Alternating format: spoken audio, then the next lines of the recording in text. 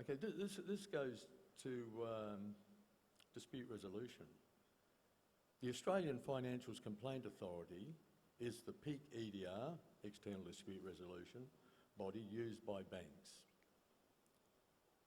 Afca, which it's shortened to, is perceived by bank consumers to be biased in favour of their members, yet banks routinely claim Afca is independent and impartial.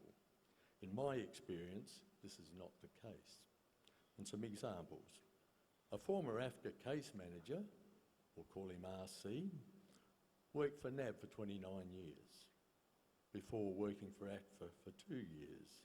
He then took up a position with Bank West.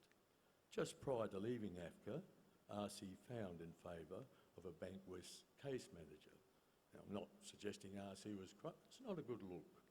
Also, Gerard Brody of the Consumer Action Law Centre, referred to as CALC, found that of all home lending complaints made to AFCA in 2020, there were no determinations in favour of the consumer.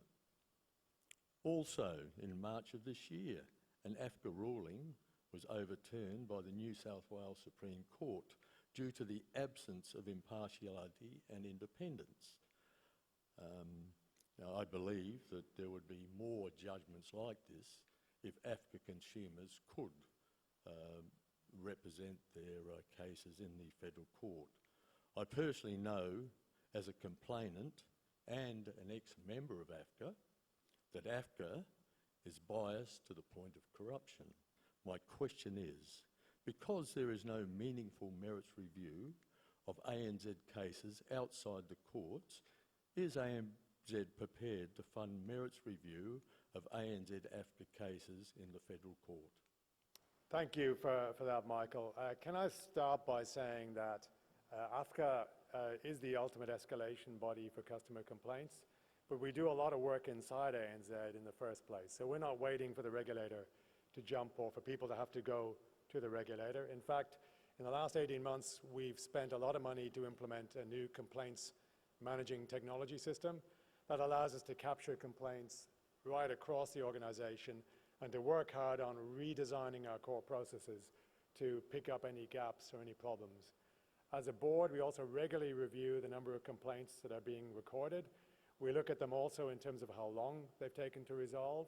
And we have a key metric, which is to ensure complaints don't go to Afca for resolution, but they are resolved by our own staff. And that's our first endeavour in every situation.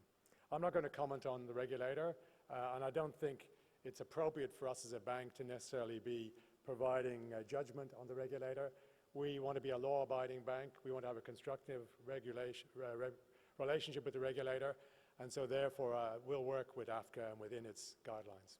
But look, thank you for the suggestion. Just on your comment a bit, I've got some noise here. And I want to give another person a chance to ask a question, but very briefly. I just got to follow up on your comment you made there in relation to IDR. You said you did a lot of work prior to Afca. The issue there is where you have a consumer who is the weaker party, and generally the consumer has no idea of the real issues of his case or her case. Therein lies the problem. There is no, balance. And the bank and AFCA and mediation and farm debt mediation know that at the end of the journey, these consumers have no access to the courts. So there is a culture, I believe, no, I don't believe, I know, there's a culture of impunity that clouds the whole EDR and IDR process. I'll leave it at that. Okay, thank you, Michael. And you're entitled to your view, and I'd encourage you to feed it through to government